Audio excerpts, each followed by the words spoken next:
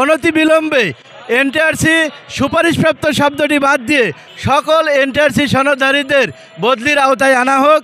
বাড়ি থেকে 500-600 কিলোমিটার দূরে আমার নিজ বাড়ি রাজশাহী জেলায়, আমি চাকরি করি কুমিল্লা জেলায়।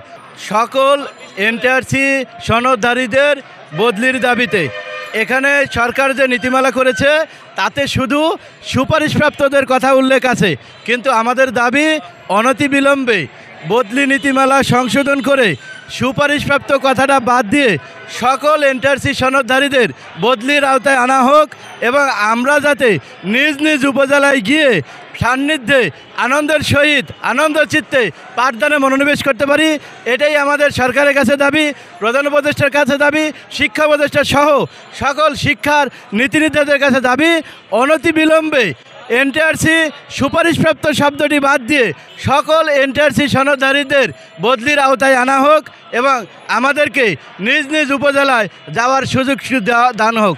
আমরা এখানে খুব কষ্টে আছি। বাড়ি থেকে 500-600 কিলোমিটার দূরে আমার নিজ বাড়ি রাজশাহী জেলায়, আমি চাকরি করি কুমিল্লা জেলায়। আমাদের নিজস্ব পরিবার পরিজনকে রেখে আমরা অতি কষ্টে এখানে সামান্য পরিমাণ বেতন পাওয়া যায় এবং মাত্র 1000 টাকা বাড়ি ভাড়া, 500 টাকা চিকিৎসা ভাতা, যা দিয়ে আমাদের আর্থিক সংকুলন হয় না এবং আমরা অতি কষ্টের দিন যাপন করছি। আত্মীয় স্বজনের অসুখ বিসুখ এমনকি মৃত্যু হলে জানাজায় অংশগ্রহণ করার মতো সুযোগ সুবিধা আমরা পাই না।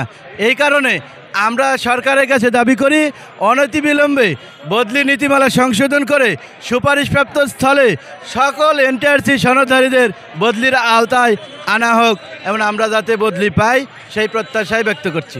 আমাদের দাবি পূরণ না হলে একটার সময় আমরা এখানে প্রেস ক্লাবে কাপড় পরে শুয়ে থাকবো, প্রয়োজনে আমাদের জীবন দিব, তবে আমরা আমাদের পরিবার পরিজন নিয়ে আর একা থাকতে চাই না। আমরা নিজ এলাকায় যেতে চাই, অতি সত্ত্বর নিজ এলাকায় থাকতে চাই।